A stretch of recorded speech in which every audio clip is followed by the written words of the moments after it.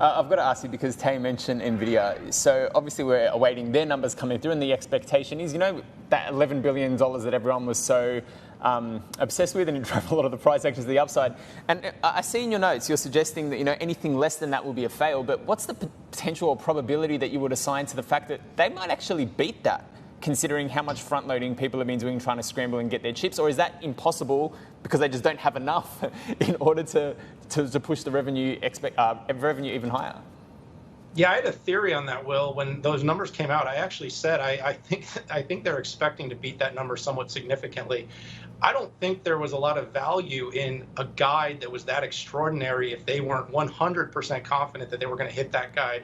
And with a high probability that if production, manufacturing falls in line and supply falls in line, they would beat that number. Because had they guided up even 1 billion or 2 billion, I think we all would have raised an eyebrow. 4 billion, we were all like, holy, wow. And when that happened, the first thing I said is I wouldn't be surprised if it comes in 5, 4.5 or 5 above, because why make such a big bet if you weren't 100% sure you were going to hit it? People would have been just as satisfied with a smaller number.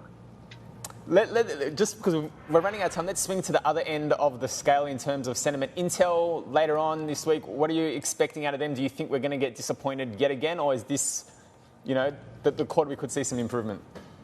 Yeah, I'll have the chance to talk to Pat Gelsinger later this week. I do believe he called the bottom last quarter. He's put a lot of strategy into place, made a lot of investments, had quite a bit of turnover, but I do think that Intel has potentially hit home. It's a long road ahead, but AI needs a few more players. I like Intel, I like AMD, I like Broadcom, I like Qualcomm, but I think some of them are going to be slower to come of age in this, and I think Intel, of course, is going to be one of those.